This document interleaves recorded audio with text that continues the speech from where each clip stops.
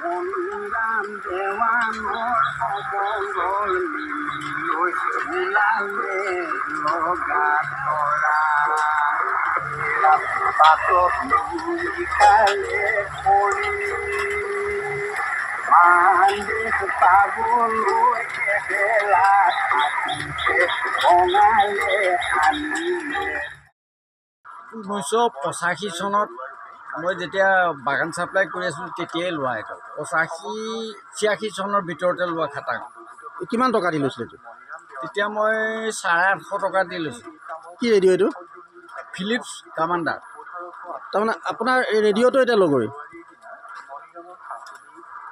ৰেডিঅ'টোৱে আপোনাৰ মানে লগ এতিয়া আপোনাৰ?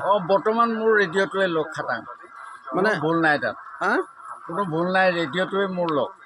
আপোনাৰ মানে এতিয়া ধৰক ৰেডিঅ' এতিয়া ইণ্টাৰনেট আহিল কিবা আহিল কিন্তু ৰেডিঅ'টো আপুনি কিয় মোৰ হেৰি দিব পৰা নাই?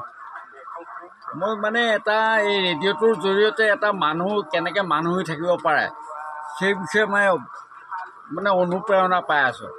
মানুহ হিচাপে জীয়াই থকা অনুপ্ৰেৰণা পোৱাটো খাটাং। একদম ভুল নাই।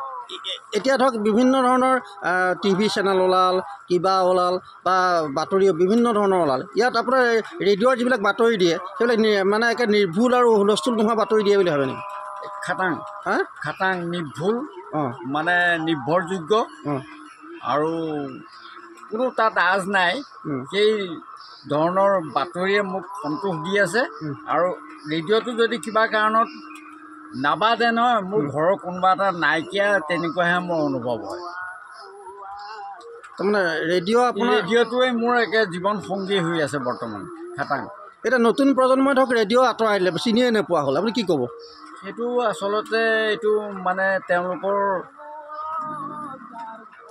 নৈতিকতাৰ এই স্খলনৰ কাৰণেহে এই ৰেডিঅ'টোক সেৱা জ্ঞান কৰিছে বুলি মই হ'লে ভাবি ল'ম খাটাং। মানে ৰেডিঅ'টো কি জ্ঞানৰ ভাণ্ডাৰ বুলি? জ্ঞানৰ ভাণ্ডাৰ খাটাং। ৰেডিঅ' জ্ঞানৰ ভাণ্ডাৰ ন? হয়। আপুনি মানে এইটো কি প্ৰগ্ৰেম এতিয়া দি থাকে? ৰাতিপুৱা শোৱাৰ পৰা উঠিয়েই দেহ বিচাৰ গীত দিলে, তাৰপিছত দিলে সফুৰা, জীৱনৰ দিশবাণী, জুয়ে পৰা সোণ, সুৰৰ সাতসৰী আৰু বিভিন্ন নাটকবিলাকে বিশেষকৈ মোক বেছি আকৃষ্ট কৰে। এইটো খাটাং। তাহানি ঘিনাই সাঁতোলা, তাৰপিছত ঘন শইকীয়াৰ এইবিলাক নাটকবিলাক আপুনিতো শুনিছে? শুনিছোঁ। এতিয়া তেনেধৰণৰ নাটক এতিয়া বাজে নাবাজে? এতিয়া খাটাং ইয়াত দি থাকে। নাটকৰ কাৰণেই মই বেছি মানে মনপুত, মানে নাটক শুনি থাকোঁ খাটাং। নাটক শুনি থাকে ন? হয়, নাটক মই বৰ ভাল পাওঁ।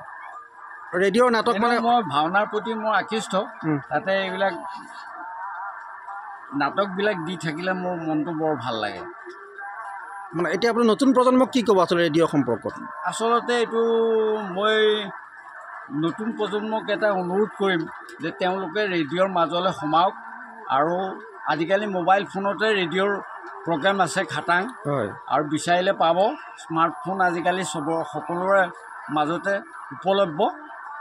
গতিকে এই স্মাৰ্টফোনৰ জৰিয়তে দূৰ শিক্ষা প্ৰশিক্ষণকে আদি কৰি ইত্যাদি গোটেই বস্তুবিলাকৰ মাজত মানে এটা নতুন প্ৰজন্ম ভাল ৰাস্তাৰ এটা পথ প্ৰদৰ্শক হিচাপে ৰেডিঅ'টোক আঁকোৱালি লোৱাটো মই আহ্বান কৰিছোঁ তেওঁলোকক।